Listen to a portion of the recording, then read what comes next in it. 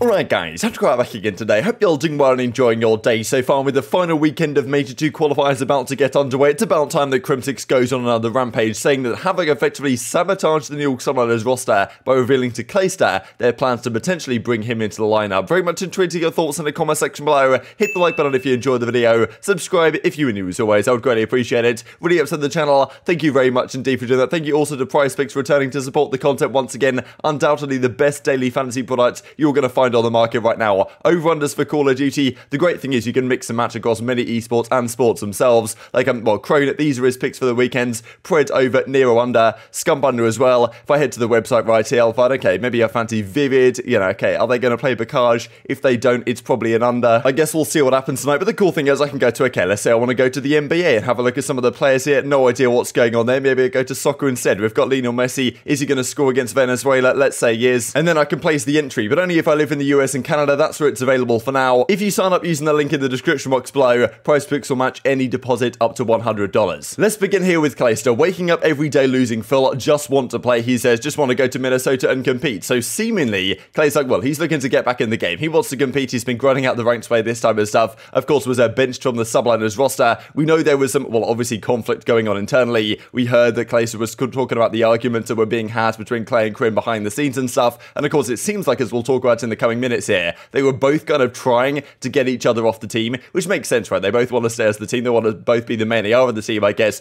Crim ends up winning the tug of war, but still, that's kind of what we'll talk about in a couple of minutes' time. But he obviously wants to get back onto a team for the rest of the season. Not clear as yet what team would even need him. Like, you know, what main ARs actually, what opportunities are there going to be in the league? It's kind of difficult to say, but he may actually be going to Minnesota to potentially play in the open bracket. Who knows? Because a fellow comes out and says this: me and this freshly cracked 18-year-old need 2 people for a pickup script heading into Minnesota. If anyone's down, let me know. Clayster. So yeah, Fellow and Clayster, apparently a duo, potentially going into the Minnesota event. Of course, there's a 96-team open bracket going on. The top 4 teams get to compete against the pros, right? And I believe all the team passes have been sold out, but I'm pretty sure there are a few like up for sale and stuff like this. So maybe if Fellow and Clay get to, they can actually form a team afford to go to that event and play in the kind of the open bracket. That would be very entertaining indeed. Hopefully it happens. Obviously, the fire still seems to be there under Clayster. We'll discuss New York here a bit more in a second, but I had to mention this actually because a load of leaks coming out lately about, well, the next Call of Duty title. Of course, we believe that Modern Warfare 2 that's coming out, I suppose, this year at this point, might be a 2-year game and is going to span 2 seasons. What does that mean for the CDL? That's a massive question mark. There has actually been a lot of talk, the fact that more remastered maps are coming back, which honestly I think can only be a good thing for the potential of competitive play. But of course, the idea would be that, okay, yes, let's say Modern Warfare 2 comes out, it does well, but maybe not as well as the first title. What do they do in the year after if it is going to be a 2-year game and we're going to have to wait until, what would it be, like 2024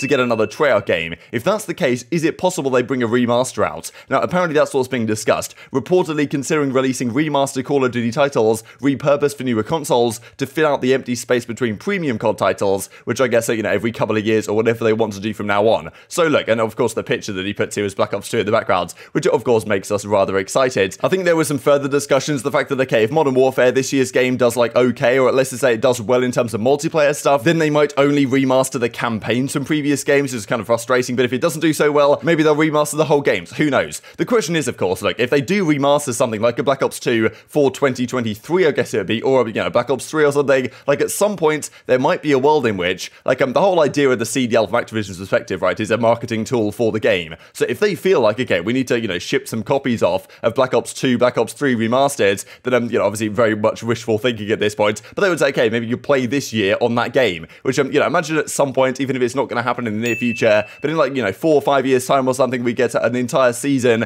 on Black Ops 3 remastered. That'd be absolutely godlike, right? I'm not necessarily holding out all that much hope for that one, but based on these rumors, it's certainly a possibility down the line, albeit, well, not necessarily all that likely. Let's talk about New York then. So Crim, obviously, like, well, he kind of rage quit the Call of Duty interview not too long ago. Whenever they win a series, it's always a good time. They've won a couple now so far this season, so congratulations to all involved, but it's only a matter of time until Crimsix was on stream, definitely having a few words to say about the way things went down with the roster change they made. So far, Clay's gone, Paulek is into the roster. He actually revealed here that they plan to bring Paulek in place of Royalty, which he reckons wouldn't have worked out at all. The team chemistry between Crim and Clay, and like with Paulek there as well, in place of Royalty wouldn't have worked. He reckoned it had been an absolute disaster and wouldn't have shown what Paul is capable of. But of course, Clayster is gone. Now, during this whole saga of Clayster being gone, of course, they were discussing potential options, right? They were talking to Havok. Havok wanted to bring Kismet on. Like, of course, Havok revealed in that twit longer that he kind of more vibed with the way Clayster wanted to run the team and wanted to bring Kiz on instead. Wasn't really too sure that the whole Havok Crimsix thing was going to work. Therefore, Havok ended up turning down the offer, continuing to play on the Challenger side. Crimsix reckons, okay, what were you playing at, mate? But also, he believes that they had a talk set up by their coach with Havok, with, I guess, the rest of the team they were going to have, I guess, Crim, Hydra, whoever were on the call. Clayster was not there, because I guess the plan at that point was not to have Clayster. Crimsix, I guess, was pushing for Clay to go on the bench, Havok to potentially come through, and they had a discussion with that, and then Havok, apparently, according to Crimsix at least, immediately after the talk that they had with Havok potentially wanting to bring him on, then phoned up Clayster straight away,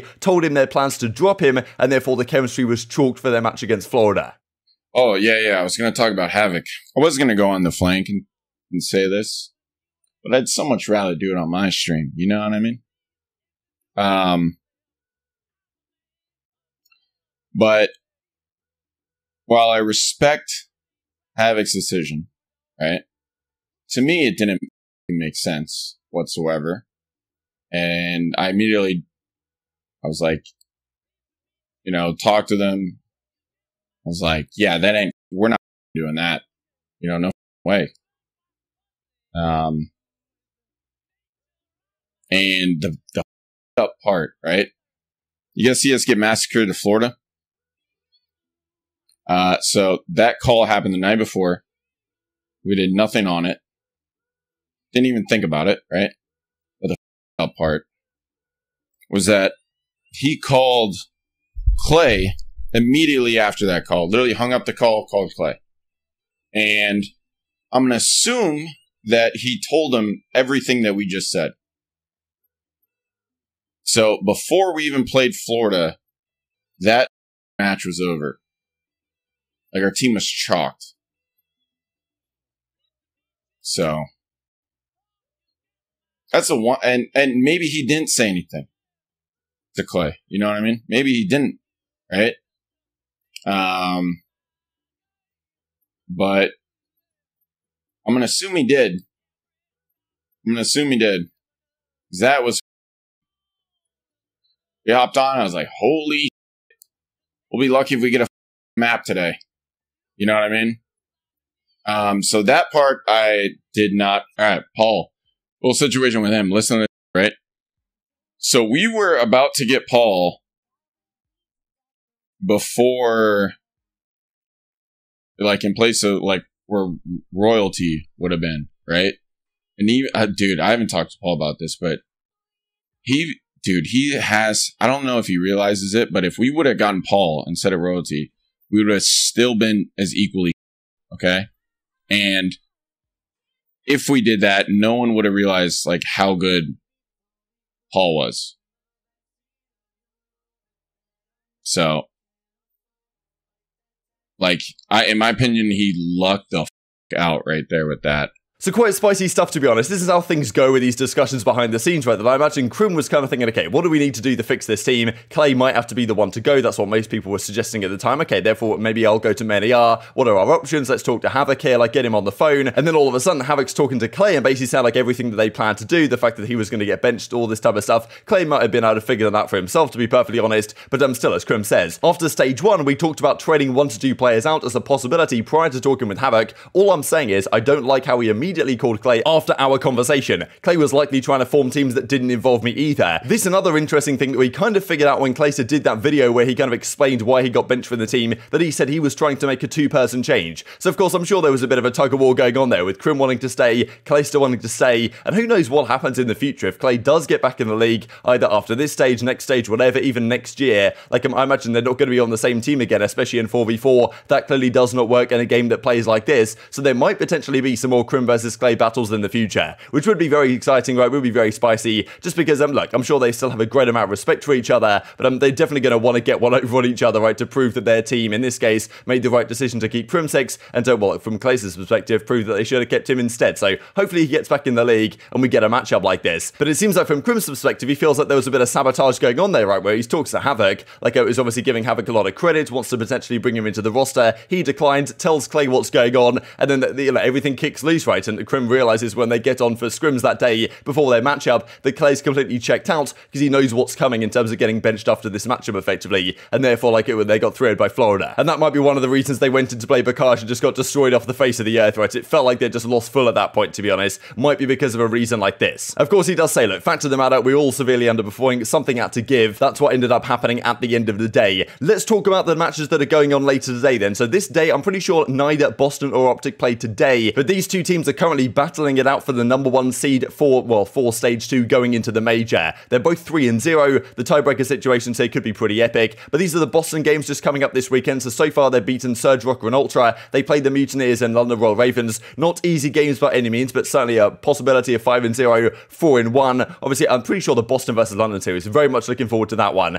because in my opinion, that's probably battle of #4 versus #3 teams in the game right now. London have a lot to prove to show that, okay, yes, we lose to FaZe and OpTic whenever we seem to play them, apart from the Game 5 round 11, London won against OpTic right at the start of the year, but we can still beat all the other teams lower down than that, the likes of Boston Breach that are probably right behind them. This is OpTic's schedule as well. Of course, they've beaten Thieves, Surge, Mutineers. They play Los Angeles Guerrillas tomorrow, and then FaZe on Sunday. That's going to be an absolute banger. Of course, for the OpTic guys, a lot of thought towards the map pool, right, and that kind of things, but also they've got to think about the win streak they're on right now and try to break the record on that front. This also then, so going on later today, some great games, like this is the one I'm most excited for, is the Los Angeles Derby, finally back in business. So far, over last season, LAG beat LA Thieves every single time they played them, and this year, in terms of like roster composition, this year's roster should be somewhat more competitive, especially the current trajectories, as Ben J. Nassim might say, the teams are on at the present time. So cool little like kind of graphic, storyline type thing that they do right here. Of course, I'm fantastic to see Slasher, Huke were on Los Angeles Thieves last year, now they're on Los Angeles Guerrillas. Can they prove? I'm sure they're going to have a lot of fire, right, to prove to Los Angeles Thieves they made the wrong decision getting rid of them, especially given Thieves look kind of vulnerable right now. Like, I'm honestly taking LAG to win this series, but maybe they'll backfire spectacularly. These then are the games. So Paris versus Toronto Ultra. This should be a victory for Toronto. Currently, though, they're 1-2, so they absolutely have to win this series if they want to get to the winners bracket. Paris, of course, have been, well, down in the dumps a little bit as of late, but often they can at least win a couple of maps in a series, so I do wonder how this one goes. Toronto played FaZe very tough last series they played, so I think that Ultra win this one, but maybe a 3-1, because I'm not even convinced right now that Toronto are going to win 2 hardpoints in this series. And even then, can they win map 4 hardpoint? Who knows? Because their hardpoint has been pretty woeful as of late. I believe they're 6-14. 6-14 for Toronto in hardpoint so far this season, which is, well, shocking to be honest. So yes, I don't think Paris, like, the thing is with teams when they play Paris,